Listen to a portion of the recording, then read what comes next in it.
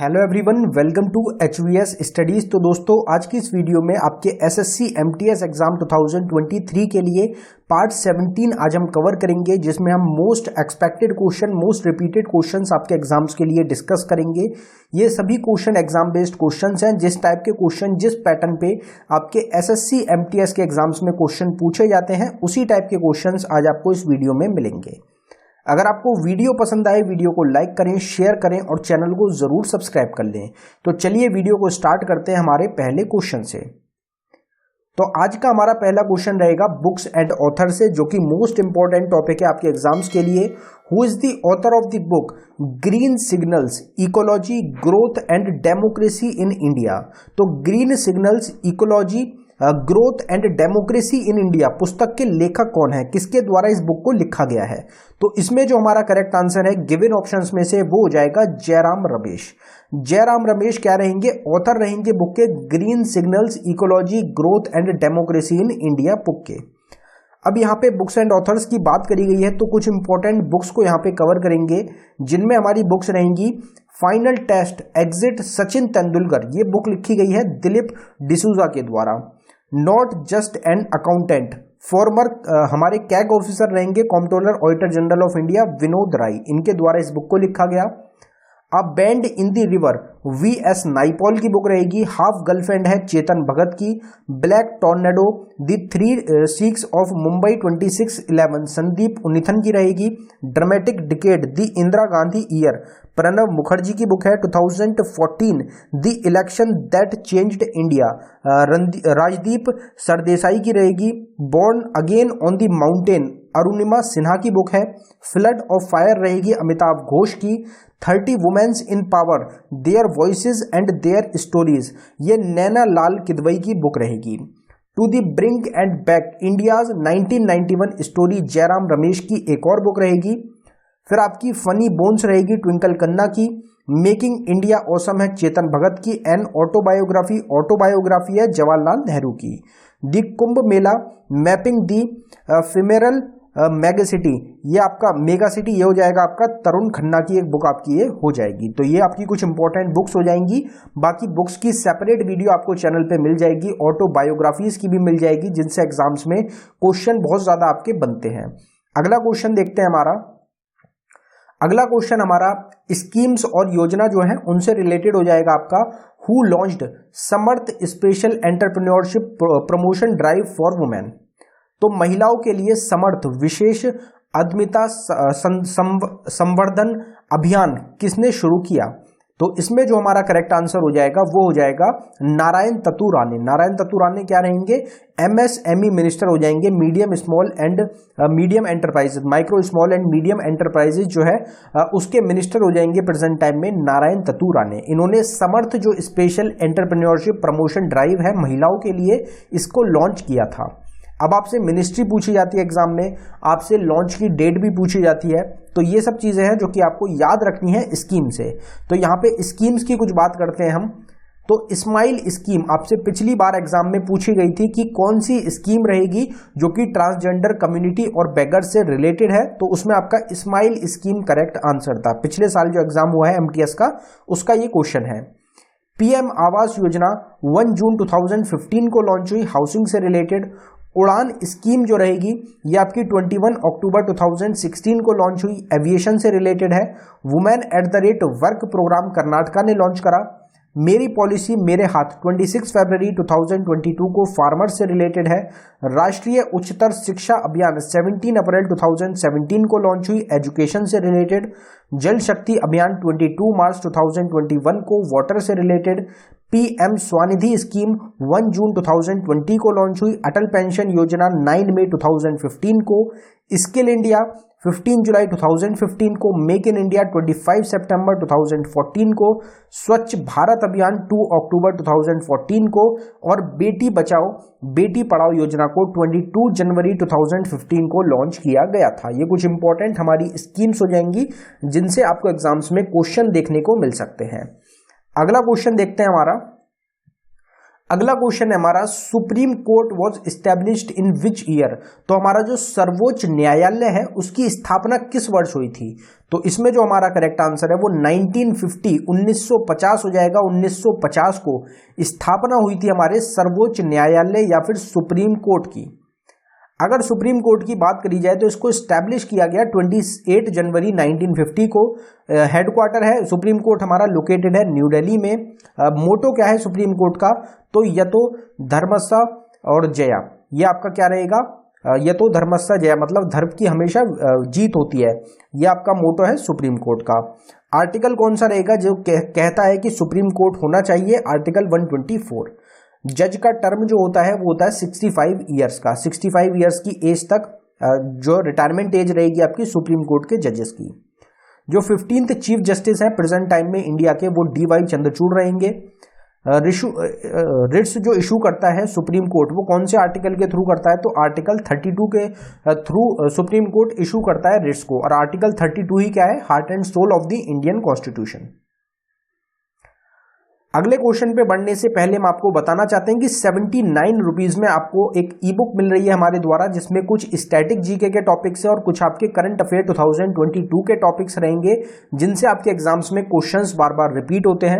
अगर आप इंटरेस्टेड हो इसको बाय करने के लिए, लिंक डिस्क्रिप्शन में है, आप डिस्क्रिप्शन में जाके इसको बाय कर सकते हैं। पेमेंट करने के बाद अगर आपको डाउनलोडिंग में कुछ भी इशू आता है तो नीचे हमारी जीमेल आईडी है, आप इस पर हमको डायरेक्टली मेल कर सकते हैं।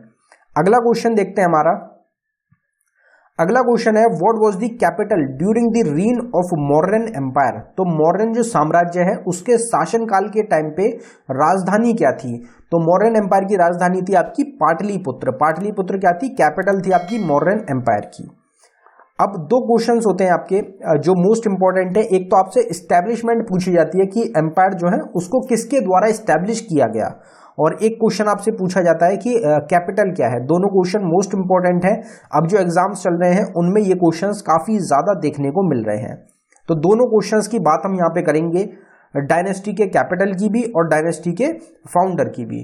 हरियांक डायनेस्टी को फाउंड किया गया था बिंबिसार के द्वारा, जिसकी कैपिटल है राजगीर और पाटलिपुत्र। शिशुनाग डायनेस्टी को शिशुनाग के द्वारा फाउंड किया गया, जिसकी कैपिटल थी राजगीर। नंदा डायनेस्टी को महापद्मानंद के द्वारा फाउंड किया गया था और पाटलिपुत्र इनकी क्या थी? कैपिटल। शुंग डायनेस्टी को पुष्यमित्र शुंग ने फाउंड किया था, इनकी पाटलिपुत्र और विदिशा कैपिटल थी। गुप्ता डायनेस्टी को श्रीगुप्त ने फाउंड किया था और पाटलिपुत्र इनकी कैपिटल थी। चोला डायनेस्टी को विजयला के द्वारा, विजयला जो चोला हैं उनके द्वारा फाउंड किया गया था और पुहार और तंजावुर इनकी कैपिटल थी। पल्लवा डायनेस्टी को सिम्हा विष्णु ने फाउंड किया, कंचीपुरम इनकी कैपिटल थी। चौलक्या डायनेस्टी को पुलकेशी फर्स्ट ने फाउंड किया था और बदामी इनकी कैपिटल थी। राष्ट्रकूटा डायनेस्टी को दंती दुर्ग ने फाउंड किया, एग्जाम में बहुत बार रिपीट हुआ है आपका, और मान्यखेत इनकी कैपिटल है। स्लेव डायनेस्टी को कुतुबुद्दीन ऐबक ने फाउंड किया था, दिल्ली, लाहौर और दौलताबाद ये तीनों क्या थी? कैपिटल थी स्लेव डायनेस्टी की। खिलजी डायनेस्टी को जलालुद्दीन खिलजी ने फाउंड किया, दिल्ली इनकी कैपिटल थी। तुगलक डायनेस्टी को गयासुद्दीन तुगलक ने, दिल्ली कैपिटल। लोधी डायनेस्टी को बहलोल लोधी ने और इनकी दिल्ली कैपिटल आपकी हो जाएगी। तो ये सब हमारी कुछ इंपॉर्टेंट डायनेस्टीज हैं जिनकी कैपिटल और आपके फाउंडर्स, इनकी बात आपको जरूर ध्यान रखनी है, एग्जाम में बार बार आपकी रिपीट होती है। बाकी ये जो टॉपिक रहेगा इसकी सेपरेट वीडियो भी, दोनों टॉपिक्स की आपको सेपरेट वीडियो चैनल पे मिल जाएंगी। In 2019, Bharat Ratna is given to which personality by president Ramnath Kovind. तो 2019 में भारत रत्न राष्ट्रपति रामनाथ कोविंद द्वारा किन हस्तियों को दिया जाता है? तो इसमें हमारा करेक्ट आंसर हो जाएगा ऑल ऑफ दी अबव। तो 2019 में जो लेटेस्ट भारत रत्न अवार्ड दिया गया है वो रहेगा, मतलब 2020 में, 21 में, 22 में और 23 में किसी को भी भारत रत्न अवार्ड से सम्मानित नहीं किया गया है। No one is awarded the Bharat Ratna award in 2020, 21, 22 and 23। तो 2019 का जो लेटेस्ट भारत रत्न दिया गया वो 3 लोगों को दिया गया, प्रणब मुखर्जी को, नानाजी देशमुख को और भूपेन हजारिका को। अगर यहाँ पे हम भारत रत्न की बात करें तो भारत रत्न से कुछ क्वेश्चन रहेंगे, जैसे first person to get Bharat Ratna in 1954 कौन थे? तो सी राजगोपालाचारी, सर्वपल्ली राधाकृष्णन और सी वी रमन। कितना पैसा होता है, कितना मनी होता है जो कि दिया जाता है भारत रत्न अवार्ड के साथ? तो कोई भी पैसा नहीं होता, नो मनी। यंगेस्ट पर्सन जिन्होंने भारत रत्न जिनको मिला वो सचिन तेंदुलकर रहेंगे। Most important question, Bharat Ratna से अगर क्वेश्चन बनता है तो ये क्वेश्चन आपको जरूर देखने को मिलेगा। फर्स्ट पर्सन जिनको भारत रत्न मिला स्पोर्ट्स की फील्ड में वो थे आपके सचिन तेंदुलकर। ये दोनों क्वेश्चन अपने आप में मोस्ट इंपॉर्टेंट क्वेश्चन हैं आपके एग्जाम्स के लिए। In a year Bharat Ratna is awarded to how many persons? तो एक साल में मैक्सिमम 3 लोगों को, 3 पर्सन्स को मैक्सिमम दिया जा सकता है भारत रत्न। भारत रत्न कौन प्रेजेंट करता है? तो प्रेसिडेंट के द्वारा दिया जाता है। जो थ्रेड होता है भारत रत्न का वो कौन से कलर का होता है? तो वो व्हाइट कलर का होता है। 2 नॉन इंडियंस जिनको भारत रत्न मिला है अभी तक वो हैं खान अब्दुल गफ्फार खान पाकिस्तान से और नेल्सन मंडेला साउथ अफ्रीका से। पहली इंडियन महिला रहेंगी जिन्होंने भारत रत्न जीता वो इंदिरा गांधी हैं। पहले पर्सन जिनको भारत रत्न मिला उनकी डेथ के बाद, मृत्यु के बाद, वो लाल बहादुर शास्त्री आपके हो जाएंगे। भारत रत्न अभी तक टोटल कितने लोगों को मिल चुका है 2023 तक? तो टोटल 48 लोगों को। अगर आपसे 22 का पूछा जाए तो भी 48 रहेगा, अगर 21 का पूछा जाए तो भी 48 रहेगा, 20 का पूछा जाए तो वो भी आपका 48 रहेगा, क्योंकि अभी पीछे 3-4 सालों में भारत रत्न दिया नहीं गया है। अगला क्वेश्चन है हमारा, Sam has an income of 9 lakh per annum, which tax slab new regime of India is applicable to him? तो सैम की सालाना आय 9 लाख रुपए है, भारत का कौन सा टैक्स स्लैब उस पर लागू होता है? ये सेम क्वेश्चन आपसे पिछले साल पूछा गया था, उसी क्वेश्चन को आज हमने इस वीडियो में डाला है, क्योंकि आपके जो टैक्स स्लैब है वो चेंज हो चुके हैं, इसलिए इसका जो आंसर है वो आपका डिफरेंट हो जाएगा। तो इसमें हमारा करेक्ट आंसर 10% रहेगा। जो पिछले साल आपसे ये क्वेश्चन पूछा गया था उसमें आपका 15% करेक्ट आंसर था। लेकिन अब जो नया हमारा टैक्स रिजीम आया है, जो हमारी नया टैक्स स्लैब आया है, उसमें 2023-24 का जो हमारा रहेगा फाइनेंशियल ईयर का, उसमें 10% टैक्स स्लैब रहेगा आपका, अगर आपकी 9 लाख रुपए की इनकम है एनुअली। अगर हम नए टैक्स स्लैब की बात करें तो इसमें अगर 3 लाख रुपए तक की आपकी इनकम है तो आपको कोई भी टैक्स नहीं देना है।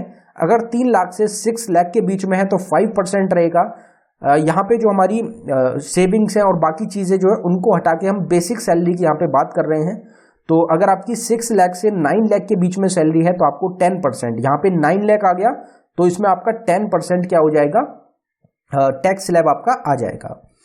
अगर 9 लाख से 12 लाख के बीच में होती तो 15% होता, 12 से 15 के बीच में होती तो आपका होता 20%, और अगर 15 लाख से ज़्यादा होती सैम की इनकम तो आपका 30% टैक्स स्लैब में जो आपका सैम है वो आ जाता। तो ये आपका नया टैक्स स्लैब है, ये आपको ध्यान रखना है। एग्जाम में हो सकता है आपको क्वेश्चन जरूर देखने को मिल जाए टैक्स स्लैब से। Who was the first ruler of Ilbari dynasty? Delhi सल्तनत की पहली डायनेस्टी रहेगी। तो इलबरी जो वंश है दिल्ली सल्तनत का, उसका जो प्रथम शासक था वो कौन था? तो दिल्ली सल्तनत का ही एक हिस्सा रहेगा आपका इलबरी डायनेस्टी, जिसको कि ममलुक डायनेस्टी, स्लेव डायनेस्टी के नाम से भी जाना जाता है। आपसे एग्जाम में पूछा जाता है कि इलबरी डायनेस्टी जो है उसको और किस नाम से जाना जाता है? तो ममलुक डायनेस्टी, स्लेव डायनेस्टी, आपको नाम याद रखना है। जिसके फाउंडर कौन है स्लेव डायनेस्टी के? तो आप सबको पता होंगे, कुतुबुद्दीन ऐबक आपका करेक्ट आंसर हो जाएगा।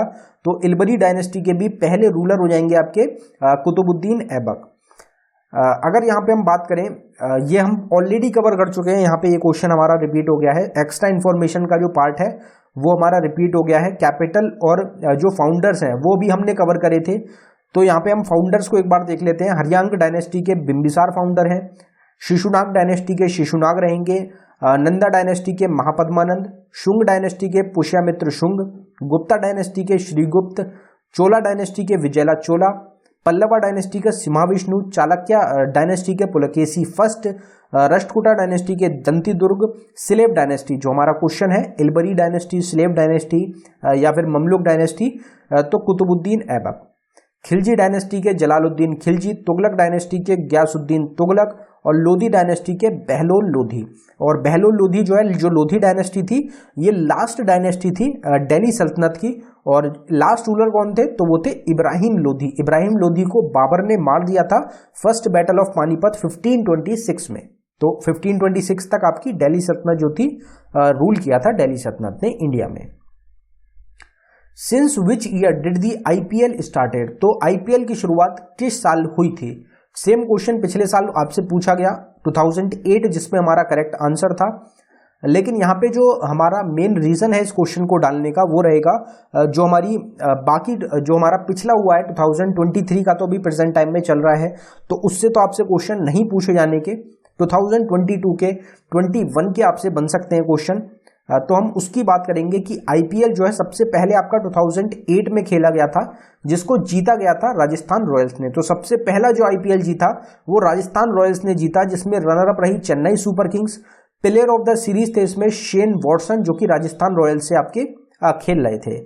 2021 का जो आपका आईपीएल हुआ है उसमें उसको जीता गया चेन्नई सुपर किंग्स के द्वारा, जिसमें रनर अप रही आपकी कोलकाता नाइट राइडर्स। इंडिया में पहले आपका स्टार्टिंग में फर्स्ट फेज जो हुआ था वो इंडिया में हुआ था, उसके बाद डिसकंटिन्यू हो गया था कोविड-19 की वजह से, और फिर जो सेकंड फेज हुआ इसका वो यूनाइटेड अरब एमिरेट्स में ऑर्गेनाइज किया गया था। तो आपसे होस्ट में कभी कभी आपसे यूनाइटेड अरब एमिरेट्स पूछ लिया जाता है 2021 आईपीएल का, तो ये भी आपको ध्यान रखना है। अगर आपसे मोस्ट वैल्यूएबल प्लेयर या फिर मोस्ट विकेट्स, जिसने सबसे ज्यादा विकेट लिए, वो पूछा जाए तो वो हर्षल पटेल रहेंगे रॉयल चैलेंजर्स बेंगलोर से। सबसे ज्यादा रन ऋतुराज गायकवाड़ ने बनाए थे सीएसके से, चेन्नई सुपर किंग्स से। फिर जो अभी लेटेस्ट हुआ है हमारा 2022 वाला, अगर उसकी बात करी जाए तो इससे आपकी चांसेस काफी ज्यादा रहेंगे एग्जाम में क्वेश्चंस पूछे जाने के, क्योंकि प्रेजेंट टाइम में आपका 2023 का आईपीएल चल रहा है, तो ये क्वेश्चन एग्जाम के लिए इंपॉर्टेंट हो जाता है। तो ये जीता गया था आपका गुजरात टाइटंस के द्वारा, जिसमें रनर अप रही राजस्थान रॉयल्स।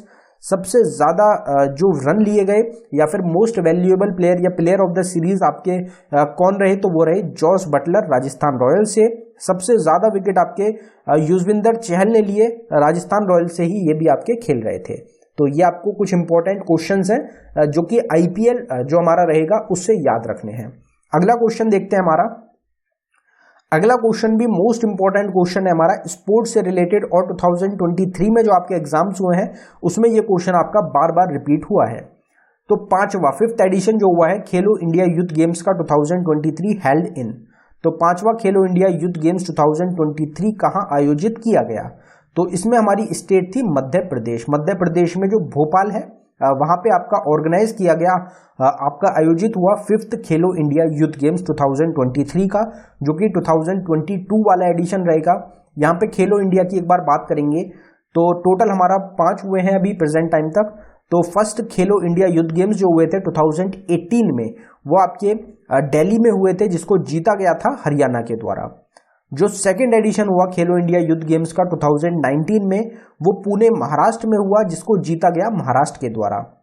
तीसरा खेलो इंडिया यूथ गेम्स हुआ आपका 2020 में, जिसको गुवाहाटी आसाम में ऑर्गेनाइज किया गया, और ये महाराष्ट्र ने दोबारा जीत लिया था। जो फोर्थ एडिशन हुआ था खेलो इंडिया यूथ गेम्स का 2021 में, जिसको पोस्टपोन्ड किया गया 2022 में, 2022 में ये आपका ऑर्गेनाइज हुआ, जो कि पंचकुला हरियाणा में आपका ऑर्गेनाइज हुआ, और इसको हरियाणा के द्वारा ही जीता गया है। इंपॉर्टेंट है, ये भी आपसे एग्जाम में पूछा जाता है। जो लेटेस्ट हुआ है 5th एडिशन खेलो इंडिया यूथ गेम्स का 2022 वाला, जो कि 2023 में हुआ, ये भोपाल मध्य प्रदेश में आपका ऑर्गेनाइज हुआ, जिसको महाराष्ट्र ने जीता, और महाराष्ट्र ने अभी तक टोटल 3 टूर्नामेंट्स जो है खेलो इंडिया यूथ गेम्स के वो जीत लिया है, और सबसे ज्यादा सक्सेसफुल आपका महाराष्ट्र ही रहेगा, और 2 आपके जीते गए हैं हरियाणा के द्वारा। 2 हरियाणा ने और 3 महाराष्ट्र, सिर्फ 2 टीमों ने ही खेलो इंडिया यूथ गेम्स अभी तक हमारे जीते हैं, जिसमें महाराष्ट्र ने 161 मेडल जीते। मेडल्स भी आपको यहाँ पे याद रखने हैं, एग्जाम में बन सकते हैं क्वेश्चन, जिसमें 56 गोल्ड, 55 सिल्वर और 50 ब्रोंज थे। इसमें रनर अप हरियाणा रहा 128 मेडल्स के साथ, जिसमें 41 गोल्ड, 32 सिल्वर और 55 हमारे ब्रोंज मेडल हो जाएंगे। तो ये आपको ध्यान रखना है, एग्जाम के लिए इंपॉर्टेंट क्वेश्चन है, मोस्ट इंपॉर्टेंट है, बार बार रिपीट होता है। आप नीचे देख सकते हैं हमारी प्लेलिस्ट है ऑल स्टैटिक जीके टॉपिक के नाम से, इसमें 200 से ज्यादा टॉपिक आपको मिल रहे हैं।